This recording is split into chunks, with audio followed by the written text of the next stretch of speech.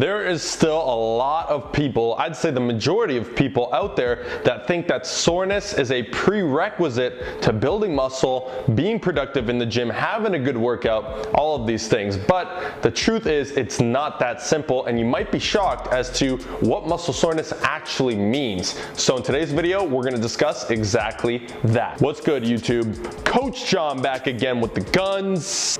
Repping Beyond the Iron, where I drop weekly fitness content to help you get to your goals faster and more enjoyably. And if you're interested in doing that, hit the subscribe button below. Also, at the end of this video, I'm gonna have a free resource for you that I'll explain. So if you're interested in that, stick until the end. And also, before I get started, just to let you know, if you want to read more on the science I'm going to be referencing in this video to help back up the points that I make, check out the bottom of the description where I'm going to link them. Okay, so first I want to get these two terms out of the way. There's concentric training and eccentric training.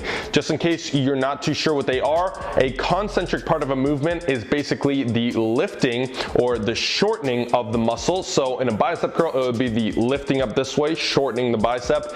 In a squat, it would be the coming up, okay, also shortening. Chest, it would be the press. These are the concentric parts of an exercise, okay? This is where you're actually working against the gravity. You're pushing it against gravity, okay?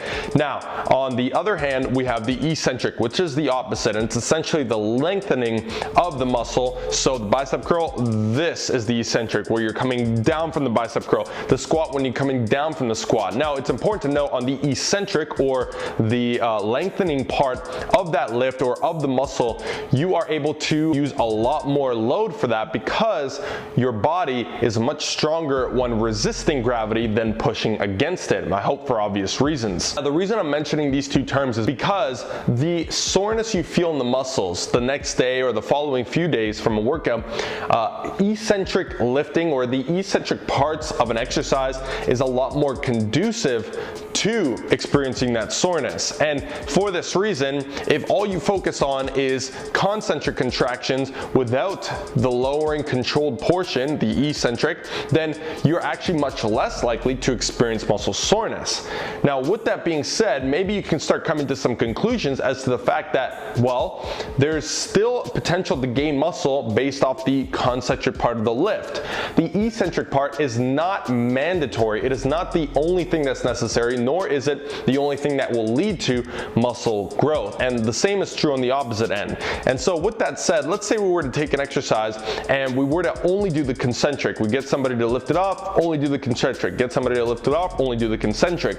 Well, because of that, even if we're overloading and producing more tension, doing more volume in a concentric portion of the lift, over time, it still may not result day to day post-workout from muscle soreness. So does that mean that just because we're not sore, we're not building muscle? Hopefully I was able to paint the picture for you there that that is not the case. And this is especially true given that context for strength. Okay, so if you're actually looking to build strength as a primary goal, and I'm sure a lot of you out there that are watching that are into strength training know this, but muscle soreness is not only something that you don't expect or look for, but you hardly probably experience it as well. You see, because building strength has to do with pushing against the concentric, building the concentric part of the lift.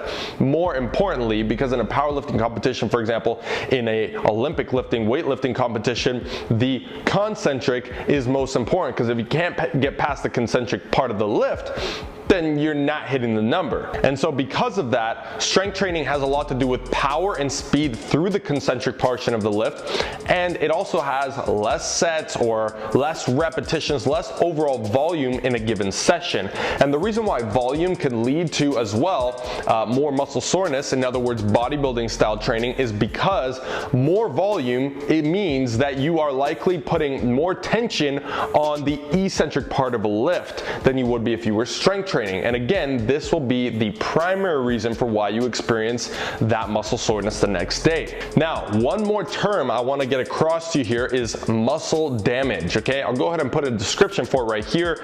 Basically, muscle damage is, as the name implies, the little micro tears that you can get in your muscles. Now, if these micro tears get really big, it turns into muscle damage, okay? Meaning that micro tears are natural in order to actually build the muscle up. up. However, if the micro tears are too deep and the extent of the muscle damage is a little bit too much, when your protein synthesis elevates post-workout or immediately from the workout, post-workout up to 48 hours, whatever protein you're ingesting, whatever you're allowing for your body to recover from, it's going to be putting most of that protein synthesis towards simply repairing the muscle damage. In other words, not bringing it to above what it was at before, but instead bringing it back to the base level where it was before it was torn down so much. Again, I hope I'm painting the picture and saying this well enough for you to understand what I'm trying to say here.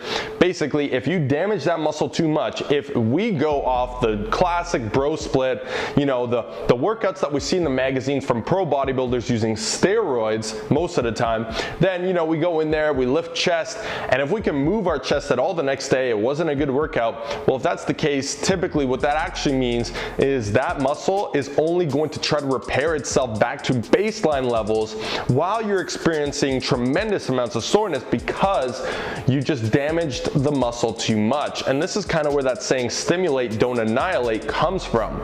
So I'll give you a quick example for myself actually recently and currently. If you saw one of my latest vlogs, episode 9 of the Reform, I was not able to do my following leg workout, my second leg workout of my cycle, because my legs were just too destroyed from the first one.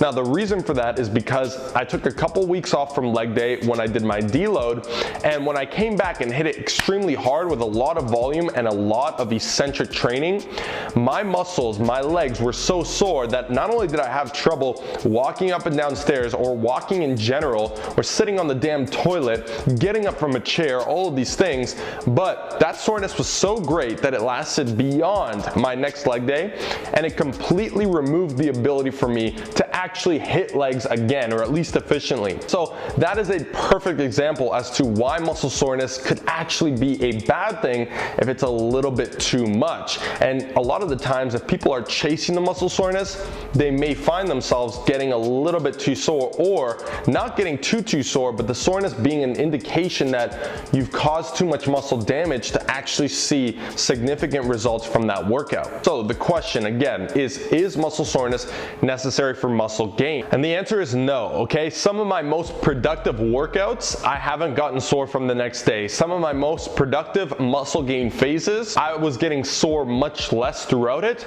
than I was previous muscle gain phases where I was deathly sore but saw very minimal gains.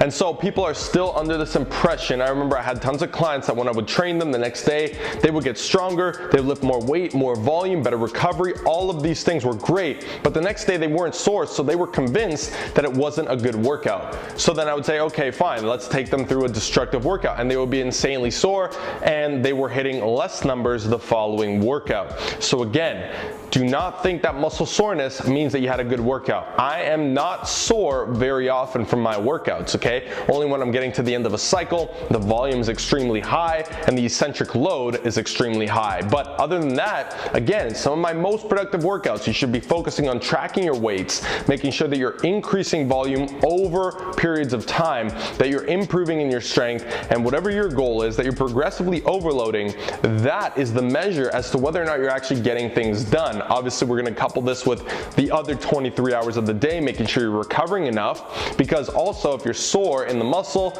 but you're not doing anything else to help feed that muscle and recover it, you could actually be going backwards given the information that I spoke about earlier. So with that said, guys, muscle soreness is not mandatory for muscle growth, nor is it something that you should be avoiding, okay? What I'm simply saying is this: the goal of the workout is not to feel sore from the workout. Instead of waking up the next day and judging how productive you are or how much muscle you're gaining based off your soreness level, instead you should be judging it every single day based off how much weight you're lifting compared to what you did before, your total volume, your programming, your nutrition, your sleep, all of those other factors. Muscle soreness is simply a byproduct in some circumstances of the training you've been doing, and it could be a good indication as to whether or not what you've done or what you're currently doing is something you should adjust and modify in the future. So that's pretty much it, guys. I hope that you found this one helpful, a bit of a scientific topic for you guys. If you enjoy these ones, let me know in the comments below and I will bring more of them to you. And any other topics similar to maybe this one, similar to some maybe myths or other training things that you are under the impression of, or a lot of people are out there, and I'd be happy to cover them for you. As for the free resource, I want to offer you a free case study video that's going to help you get the habits down that you need outside of the gym to make sure that you're making the most progress in the gym, okay? 4 keystone habits. If you want to know what they are, I explain them in detail at the link in the description below in my free case study video, so make sure you check that one out, guys. And that is all I got for you today. So if you enjoyed it, hit the like button. If you didn't, dislike and I'll roast your ass. Don't forget to comment, share, subscribe so you don't miss the videos I drop every damn week. See you in the next one.